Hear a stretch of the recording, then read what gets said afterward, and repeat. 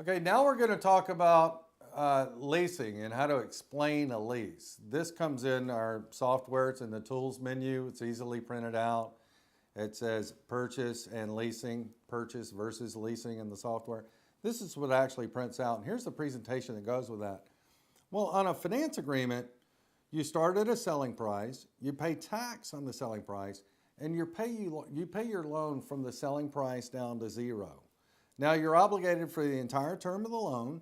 The buyer assumes responsibility for the vehicle's value, including damage from an accident, a broken odometer, loss of value due to fuel price increases, and just market conditions in general, because when you buy a car, you assume the resale risk of the car all your own. That's the reason why most people owe more than what their cars are worth. Now, the lease side is almost the same.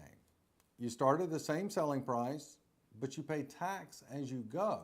So instead of paying tax on the selling price, you would pay tax on the money that you spent. In other words, if you put nothing down on a lease, guess what your tax would be? Nothing. Your tax would be on your payment. So you're starting out at a lower balance. You only pay for the portion of the car that you use. You have no long-term commitment. Most leases are like 3 years or 39 months versus 72 or 75 or even 84 months. And the big difference here is that when you lease the car, you control your destiny. Because if the car isn't worth what the residual value is, we call it the guaranteed resale value figure. If it's not worth that, then the bank takes the loss. Now, here's how it works out on your car, the one you picked out. And see, we have this sheet. We show the customer his real numbers on the sheet. So we just lay it out and we say, look, this is on your Audi A3 Premium. This is the VIN number, stock number. This is me, today's date and time. Financing the car, paying off your trade with $3,000 down, your payment is $610 a month. Now, 48 months later, you would still owe $15,881. Now, if you lease the car with the same down payment, same trade-in allowance, we're still paying off your car. Your payment's going to be $541, which is a lot less.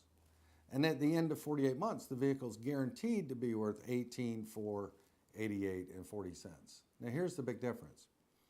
If the car's not worth the $15,800 here, you're upside down. If the car's worth $15,800 here on the lease, you're not upside down. The car goes back to the bank. The bank takes the loss. They're happy to do it. And these are your options. When you buy a car, you risk being upside down. If the market conditions change, you risk being upside down. And the third option is that, of course, you can keep the car. If you love it and you want to keep it forever, you can just keep the car when you finance. Lease is very similar. You can buy it to trade it or sell it on your own, just like you could on a purchase. But if market conditions change, you avoid the loss. As long as your miles are right, it is impossible to owe more than what your car is worth when you lease the car.